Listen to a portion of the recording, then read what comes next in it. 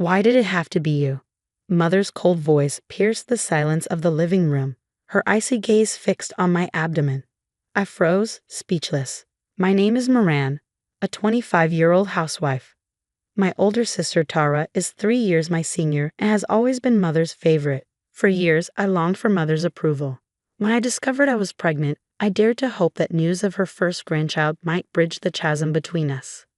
That day, my husband Warner and I visited my parents' house to share our announcement. Tara was the first to greet us, her bright smile as warm as ever. "Moran, it's been so long," she said, pulling me into a hug. Father was out at work, but Tara assured me he'd return soon.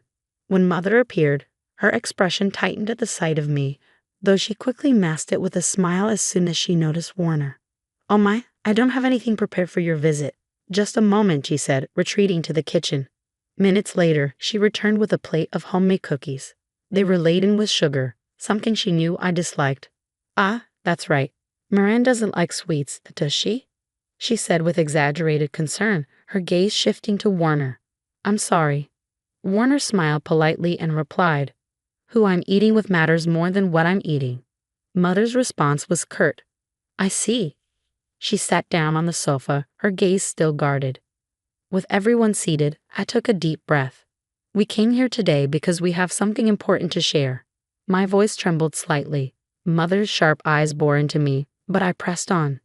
"Actually, I'm pregnant." For a moment, the room was utterly silent. Then Tara broke it with a joyous cheer. "Moran, congratulations," she said, throwing her arms around me. But Mother's expression darkened. Warner excused himself to take a work call, and Tara headed to the kitchen to make tea. Left alone with Mother, the tension in the room became suffocating. Her mask slipped completely. "Why did it have to be you?" she spat, her voice trembling with suppressed rage. I opened my mouth to respond, but she cut me off. "The first grandchild should have been Tara's. Someone like you." Before I could process her words, she stood abruptly and kicked me hard in the stomach. The pain was searing, and I collapsed, a scream tearing from my throat. "Mother, stop." Tara's horrified cry came from the kitchen doorway. She ran to me as Warner burst back into the room, his face a mix of shock and fury. "Moran," he shouted, kneeling beside me as I curled into myself, trembling. Tara grabbed her phone and called an ambulance while Warner held me protectively. "What are you doing?" She bumped into the dresser, Mother said calmly, waving a dismissive hand. But Tara's voice cracked with anger. "Mom, I saw you. You kicked her in the stomach." As the sound of ambulance sirens grew louder, I drifted in and out of consciousness. Warner squeezed my hand, whispering, "It's okay. I'm here." Tara was sobbing as she restrained Mother, shouting, "What if something happens to the baby?" The paramedics arrived, their voices urgent and commanding. As they lifted me onto the stretcher, Mother's cold stare burned into me, a concentrated embodiment of the disdain she'd shown me my entire life. Tara rode with me in the ambulance, holding my hand tightly. "I'm so sorry," she said over and over, tears streaming down her face. I should have noticed before. Despite my pain, I felt a glimmer of gratitude for my sister. Her warmth and love had been a constant, even in the shadow of Mother's indifference. As the ambulance sped toward the hospital, the glow of streetlights flickered across my vision. My mind drifted to memories of my childhood. When had Mother's treatment of Tara and me diverged so starkly? I couldn't pinpoint the moment, but I knew Mother, the town's former beauty queen, had always reveled in how Tara mirrored her looks. Every neighbor's compliment, "You're Patricia's daughter, aren't you?" seemed to make her glow with pride.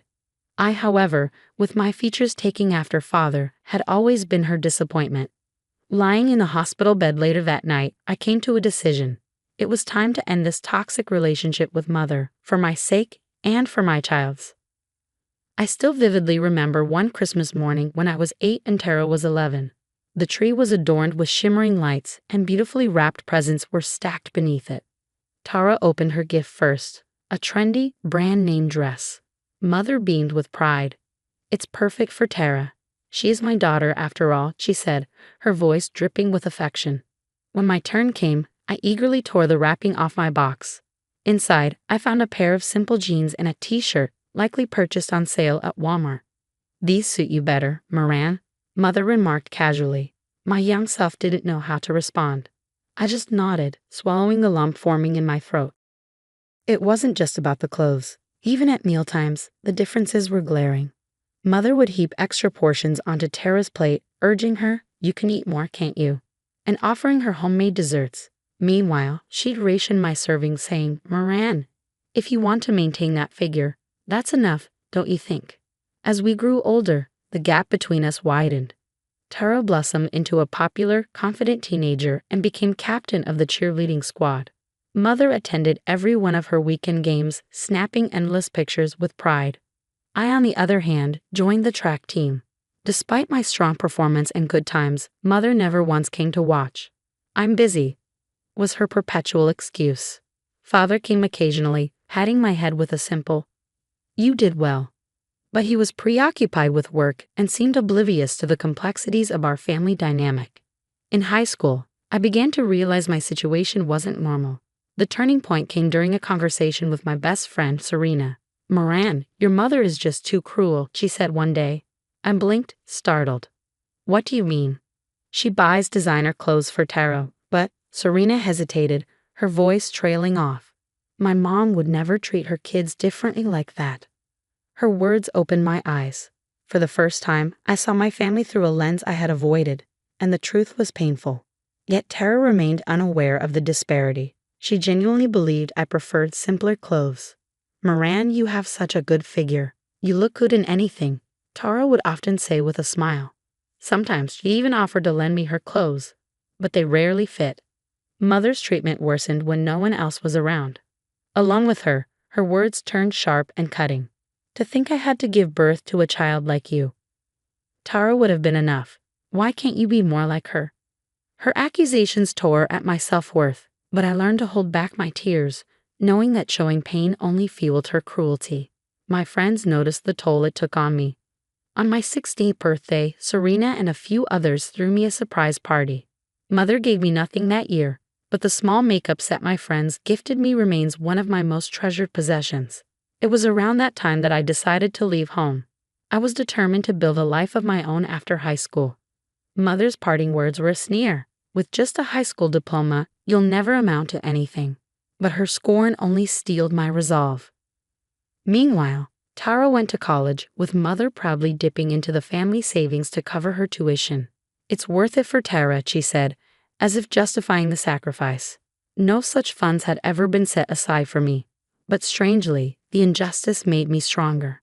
I focused on maintaining excellent grades while working part-time at a local diner. With each paycheck, I built my savings and mapped out a plan for the future. Lying in my hospital bed now, those memories flood back to me like scenes from a movie. The steady beep of the monitor reminds me I'm safe. The doctor assured me my little one is unharmed. I'm no longer that helpless girl. I vowed that day, as I lay staring at the evening sky, that I would never treat my child the way Mother treated me. On my second morning in the hospital, Warner arrived early. When I asked, "Is work okay?" he smiled warmly and replied, "You're more important." I met Warner 3 years after graduating high school. Right after leaving home, Mother had sneered, "You'll be back soon enough." But I never returned. Tara, busy with her college life, seemed indifferent to my departure. Starting out was tough. I continued working at the diner while applying for clerical positions at major supermarket chains. Every time I mentioned my lack of a college degree, interviewers' faces clouded with doubt. I lost count of how many rejections I faced, more than 30. The turning point came during an interview for a customer service position at an IT company. The HR manager said, "We value your experience and motivation more than your education." Those words changed my life. I landed my first office job at a modest IT company where I met Warner, a systems engineer. Our first interaction was over a jammed printer. "You're always here early and staying late," Warner observed one day, his tone warm and curious. I answered honestly, "I want to learn as much as I can." For someone with just a high school diploma, this job is a rare opportunity. From that day on, Warner often stopped by my desk. We chatted over coffee during breaks and eventually began spending weekends together. As we grew closer, I found the courage to share my struggles. My fraught relationship with Mother, the favoritism toward Tara, and Father's quiet indifference. I feared opening up would drive him away, But Warner was different. "No one has the right to deny your worth," he said, holding me tightly. For the first time, I felt safe enough to let my tears fall freely. Warner proposed during the winter of my second year at the company. After the office Christmas party, we strolled through streets adorned with glowing lights. He suddenly knelt on one knee, offering a simple but heartfelt, "Will you marry me?" I said yes without hesitation. 2 years had passed since I'd left home when I returned to announce our engagement. Mother's reaction was predictably cold at first. "No decent man would marry a woman with just a high school education," she scoffed. But when she learned Warner was a systems engineer, her demeanor shifted dramatically. "Oh my, an engineer," she exclaimed, her sudden warmth disingenuous. While her change in attitude made me uncomfortable, Warner handled her superficial behavior with grace, responding with calm sincerity. Tara, on the other hand, was genuinely thrilled. "Moran, I'm so happy for you," she said, embracing me with a bright smile and offering to help with the wedding preparations. Even father, typically distant, offered his rare approval, saying he's a good young man. Our wedding was small but heartfelt. Mother wore a smile for appearances but couldn't resist whispering in my ear at the reception, "I don't think this will last." Her words no longer had the power to hurt me. My new life was a revelation. Warner's parents welcomed me with open arms, treating me like their own daughter. My mother-in-law gently guided me through the early days of marriage. "Your cooking is delicious," she'd say, her praise genuine and kind. At work, I continued to thrive. My experience in customer service led to a new role training employees, proving that my high school diploma wasn't a limitation anymore. A year after we married, I discovered I was pregnant. Warner's joy was immediate. He leaped to his feet, exclaiming, "This is amazing," and eagerly shared the news with his parents. They were overjoyed, showering us with baby catalogs and advice.